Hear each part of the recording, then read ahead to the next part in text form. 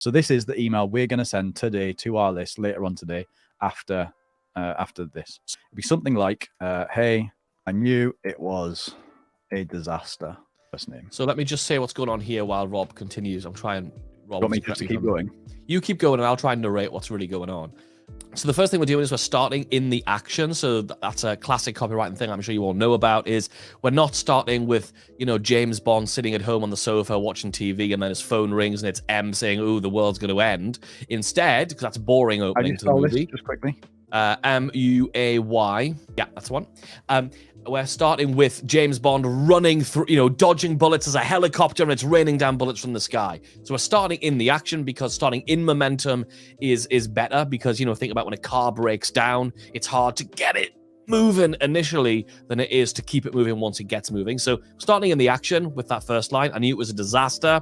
We've got curiosity. Actually, we've got something that we call compound curiosity going on there.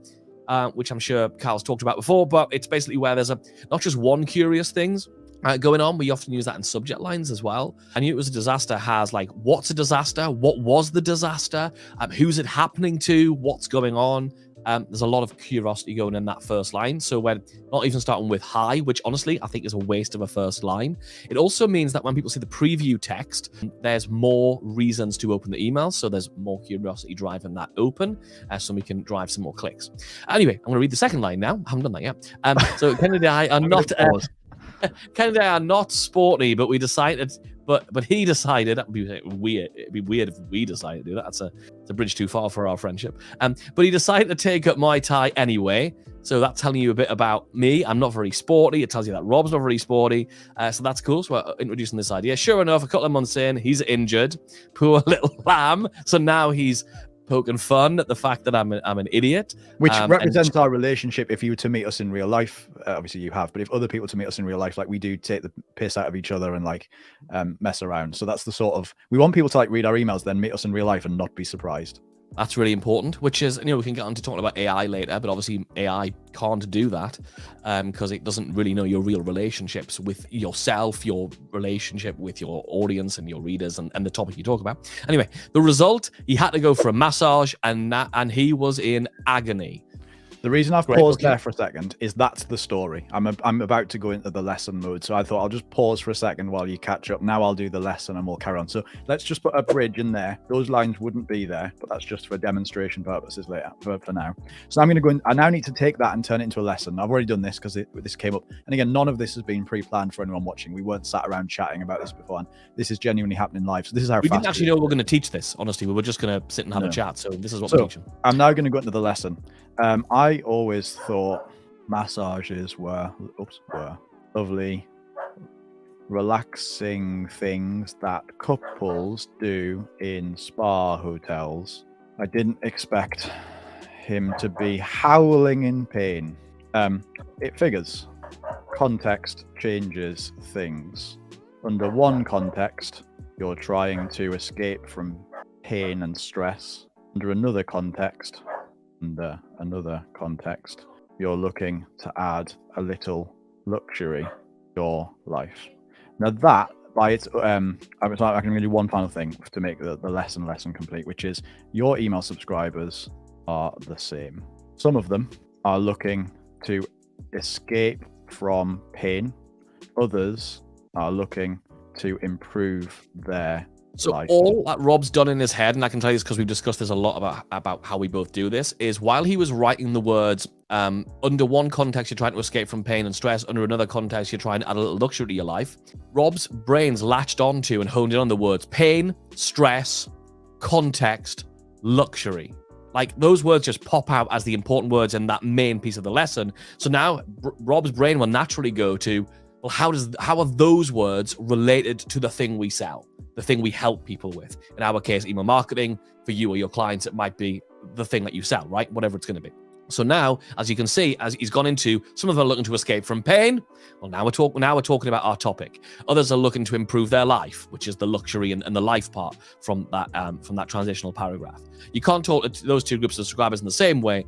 You're selling to them, or it feels irrelevant. End of lesson. And now the pitch, because again, most of these people already know what our offer is, so we don't have to go too far in depth with it.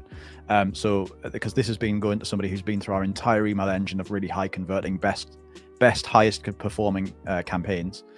So now this is going to say something like, that's why inside the league we have campaigns for all, I'm going to make this up because I haven't really thought this through, but all 5 buyer drivers. You can call that whatever you want. That's not actually what we call them, but so you'll always know exactly what to send and to who to maximize sales from every email. Jump inside the water's lovely. How shall we sign everything off, Rob? So basically, we've gone from random story that Kennedy randomly brought up about needing a massage to me making and bear in mind, this is not even about me. So this story could be about Kennedy, my business partner. It could be about my dad. It could be about my cousin. It could be about anybody, a bloke I met in the doctor's waiting room while I was waiting for a massage. It's one of the interesting things that when you realize the scope of this, you realize, well, crikey, I've got a puppy and I was out walking the dog the other day and I ended up in a 10-minute conversation with a bloke because of his dog. And I learned loads about this bloke I've never met before and will probably never meet again. I could have written a daily email about him. Like, even if you are stuck on the fact that nothing interesting happens to you, something interesting happens to somebody that you meet every day. It just does. And so Kennedy told us collectively this story, and then I've turned it, and it's convenient. He happens to be my business partner, and I can write about that, but he doesn't have to be. And then I've turned it into this lesson, which is important. So now what happens is people on our list go, "Oh my God, I've never thought about whether I'm treating those two categories of subscriber differently before, but I suppose I should be. Of course they should be." And then that's why the league is catered to help you with that, which means that if now they get to a point where they've been on the fence about joining our membership for a while, which loads of people are, and then they suddenly read this thing, this for some people will be the penny drop moment that makes them go, "Oh my God, I'd never thought about it. Now I realize why I need these different types of campaigns." And here's what's really important here is I think oftentimes when we're putting email campaigns together and thinking about our subscribers or thinking about our customers' subscribers for the copywriting services, is we think about, should we be sending out value-based emails today, and there's tomorrow a value-based email, and then the next day, have I earned the ability to then send an offer email where I'm asking for something? So because people often recommend this ratio of 3 to 1 or 2 to 1. What's interesting is you can forget about having that mental cognitive load and realize that within this email, we've already taken care of the 2 to 1 ratio, because there's value in the story because we get value from entertainment and escapism. So the first part, value. Second part, they've learned a lesson. They've learned something important. That's another piece of value. And then the final piece is the ask, is the pitch. So there's always this 2 to 1 ratio of value to offer in every single email, regardless, like by default. So you never, and because you can only talk about your offer from a limited number of angles, what this does is it hacks your brain into realizing you can come up with unlimited leads. You can re-lead this in an unlimited fashion. That's why, I mean, we have a whole course about this, and we called it the bottomless email strategy, because it is it's like getting bottomless fries at Ruby Tuesdays. Like you can have as many as you want. It doesn't run out. It just keeps serving you more up. Because this bit is easy to rewrite loads of ways, and you don't need, if you send 365 emails in a year, you don't need 365 offer bits. Like, it's just, this why inside the league this month we've given you this campaign, if you can link that campaign into the lesson. That's why this month, that's why we get this software tool, and you link the software tool in it. You probably only need 3, 4, 5, 10, 15 of those, and you do come up with more of them than that quite quickly. And you can use that rotating round in almost every email, not word for word, but just slightly retweak it. Because the story is always different, and the lesson from the story is always sort of different. There's probably only a few hundred lessons that you're likely to give, because you'll keep thinking of the same ones and again just rewrite them in different ways. So I could teach this pain and improvement thing, this pain and escape from pain or move towards the positivity thing, from a totally different story in a month's time, and nobody would link the two and go, "Oh my God, that's like..." For example, I mean, when you first got the puppy, when you first got Alfie, again, there's 2 different ways of training anything. It's towards gain and treats, or giving it a kick up the arse because it's being naughty. It's the same lesson, but totally totally releaded. Perfect example. So same, but it would be the same lesson, right? Exactly. Was that useful and interesting? Oh, yeah, absolutely. And I was just trying to keep my mouth shut because, I mean, everyone's heard what I've got to say. I've got like hundreds of videos where I just repeat how I believe emails should be written. And so that was something I was going to ask too, is like, if you would, your framework, which is story, lesson, offer, and you've broken that apart with the dashed lines. Of course, in an actual email, you would not do that. It would just be that. I have to say it because someone will do it. Like and I'm going to do it because I'm going to leave this email here, and I'll genuinely send that to our list later. One thing I will say about it: this is not a good copywritten email. Like, there's nothing about this that is like good copy, because that's not the. Well, we have to define. Yeah, what do you mean? Why is it not good copy? That's a fair point.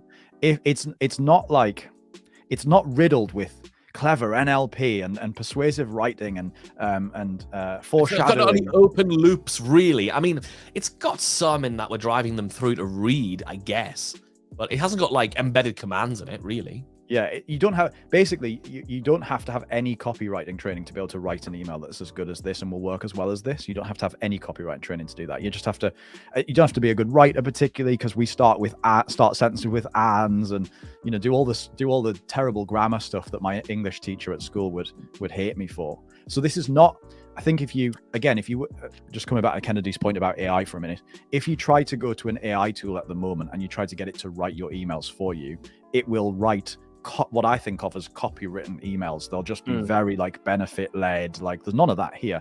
Most of the email has nothing to do with the product. Most of the email is to do with Kennedy hurting himself, massages in hotels, one lesson, genuine like proper lesson, but definitely not copywriting, and then 3 lines of actual pitch for the offer. But again, the job of these emails is they do make sales. Every week we send out these emails, and every day we send out these emails, and every week we make sales from them. The job of the emails is actually to do 2 things. 1, deepen relationships with people and nudge them off the fence as often as possible. 2, honestly, just keep showing up and building relationships with people in between your big promotions. So like, we probably only run like proper formal email campaigns. We've got a bit lazy with it, but maybe like once a month, like once every 4 to 6 weeks, three a quarter ish. So we might do like a 5-day challenge, or we might do a webinar, something that's got like a sort of meaty, proper campaign around it rather than an email. And the problem is that you want to avoid being, for 2 reasons. You want to avoid being the person who only shows up when they've got an offer to make. So like, oh shit, it's Black Friday, I should probably turn up and do something. Like, you don't want to be that guy, because then people are, or that woman, because then people are annoyed by the fact that you only turn up when you've got something for sale, right? I'm the friend, by the way, who only turns up when you want something. So like, I'll rarely check in with somebody and just see how they're getting on. Like, oh, how's it going? Kennedy does that all the time with everyone he's ever met ever, because he's a much better friend than me. Whereas I turn up if there's an appointment, or I know we're supposed to be somewhere. I'll text and go, what time are we supposed to be and where? Like, I'll turn up the minute I need some information about something or whatever, I'll turn up. Or if I know you need me, I'll turn up for that. But that's it. I don't like keep in touch for the sake of keeping in touch. You don't want to be that marketer. We're kind of keeping in touch for the sake of being in touch, but also in a way that is interesting and does make sales. This is the best way we've found of doing it, so that you're not that person who just turns up when you've got a launch. But also on the flip of that, actually there's 3 reasons. That's one reason. Don't be the person who just turns up when you've got a launch. The second reason is that your deliverability so depends on you having regular and consistent engagement with your list. Like, if you're not getting 60, 70, 80% of your list a week to engage with your emails, you are massively damaging your engagement. So each of our emails probably gets somewhere in the realms of, it's reported as like 40 to 50% open rates. But because we know open rates are largely wrong and are probably over-reported, in reality, it's probably more like 35 to 40%. But over the course of a week of emails, we've tracked the data with a friend of ours who's got a bit of software. We tracked the data, programmed a bit of software to do it. Over the course of an average week, we get like 85, 90% of people to open one of our emails, because that, like today, let's say it's 30% just to keep the numbers round. And I send an email today, which is Thursday. 30% of people open that email. Tomorrow, Friday, 30% of people open that email too. And some of those people are the same people, but a lot of them are different. And then on Saturday, I send another email and another 30% of people open it. And again, some of them are the same from Thursday and Friday, but some of them are new. And on Sunday, the same thing happens.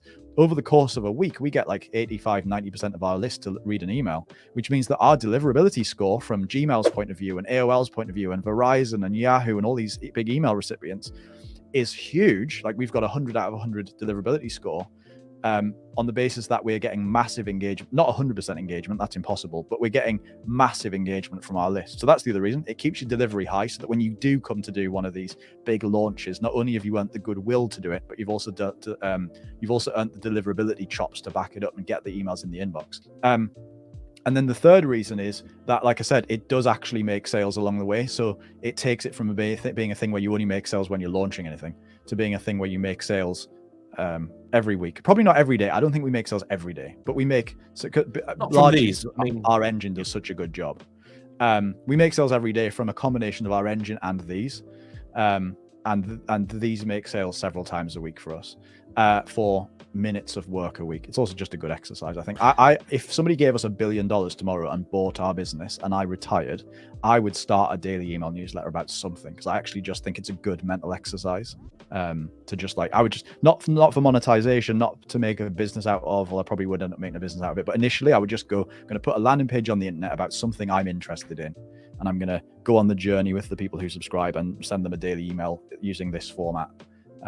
And the offer would just be, I'll send them to a podcast interview I heard, I'll send them to a YouTube video I saw that's relevant, just because I think it's a good exercise. So there's a whole bunch of reasons why, again, it's important for context to understand where these emails fit in order to understand why they work, or why they work so well.